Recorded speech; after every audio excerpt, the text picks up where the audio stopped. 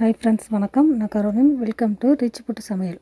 இந்த வீடியோவில் என்ன பார்க்க போகிறோம்னா, நம்ம பீர்க்கங்காய் கூட்டு தாங்க பார்க்க போகிறோம். அது வந்து இட்லி, தோசை, சப்பாத்தி, பொங்கல் இதுக்கெல்லாம் வச்சு சாப்பிட்லாங்க. ரொம்பவே டேஸ்ட்டாக இருக்கும்.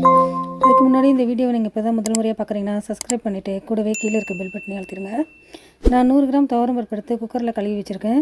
பீர்க்கங்காயை நல்லா தோல் சீவிட்டு குட்டி குட்டியாக அரிஞ்சு இந்த மாதிரி குக்கர்லேயே போட்டுடணும்.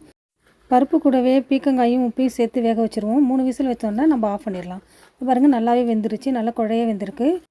இப்போ நம்ம வந்து ஒரு கடாயை அடுப்பில் வச்சு அதில் கொஞ்சம் தேவையான அளவு எண்ணெய் ஊற்றிக்கலாம். அதில் கொஞ்சம் கடுகு உளுத்தம் பருப்பு போட்டு தாளிச்சிட்டு கூடவே கொஞ்சம் ஜீரகமும் போட்டுக்கலாம். அதுக்கப்புறம் வந்து கொஞ்சம் பெரிய வெங்காயம், ஒரு பெரிய வெங்காயத்தை நீளமாக அரிஞ்சு எடுத்து வச்சுருக்கேன், அதையும் இது கூட சேர்த்துக்குவோம். அப்புறம் கொஞ்சம் சின்ன வெங்காயம், இதுவும் போட்டால் ரொம்ப டேஸ்ட்டாக இருக்கும்.